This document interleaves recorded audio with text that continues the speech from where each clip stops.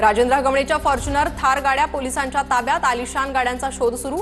राजेंद्र हगवणे सून वैष्णवीच्या मृत्यूनंतर 7 दिवस फरार होता। हगवणे फरार असताना पुणे, सातारा, कर्नाटकात मुक्कामी होता। आता पाहूयात टॉप 9 मोठ्या बातम्या। पंतप्रधान मोदींच्या उपस्थितीत दिल्लीत आज एनडीए शासित सर्व राज्यांच्या मुख्यमंत्री आणि उपमुख्यमंत्र्यांची बैठक। मुख्यमंत्री फडणवीस, उपमुख्यमंत्री शिंदे, अजित पवार उपस्थित राहणार। केंद्रीय गृहमंत्री अमित शहा आज रात्री नागपूरला दाखल होणार। 26 मे रोजी अमित शहांच्या हस्ते नॅशनल फॉरेन्सिक सायन्स युनिव्हर्सिटीच्या कॅम्पसचं भूमिपूजन होणार। केंद्रीय गृहमंत्री अमित शहांची नांदेडमध्ये उद्या शंखनाद सभा।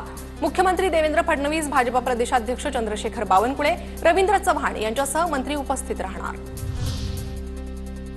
लोकसभेवेळी शहांची सभा झाली, तिथे काँग्रेसला मताधिक्य मिळालं। काँग्रेसचे खासदार रवींद्र चव्हाणांचा निशाणा, तर काँग्रेसच्या नेत्याला अजून ग्राउंड रियालिटी कळाली नाही, अशोक चव्हाणांचा पलटवार। केंद्रीय गृहमंत्री अमित शहांच्या सभेवर पावसाचं सावट, हवामान खात्याकडून येलो अलर्ट जारी। भाजपकडून सभेसाठी वॉटरप्रूफ मंडप टाकून जय्यत तयारी।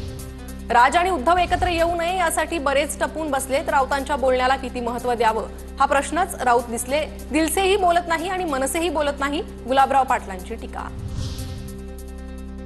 फडणवीसांनी ठरवल्यास भुजबळ तिसरे उपमुख्यमंत्री सुद्धा होतील। मंत्री गिरीश महाजनांचा भुजबळांना टोला, पालकमंत्रीपदावर दावा करण्यात गैर काहीच नाही, महाजनांचं वक्तव्य। पालकमंत्रीपदाबाबत फडणवीस दादा शिंदेंमध्ये चर्चा सुरू। पालकमंत्रीपदाचा तिढा सरकारमधले मोठे भाऊ मिळून सोडवू। नाशिक आणि रायगडच्या पालकमंत्रीपदावर चंद्रशेखर बावनकुळेंची प्रतिक्रिया।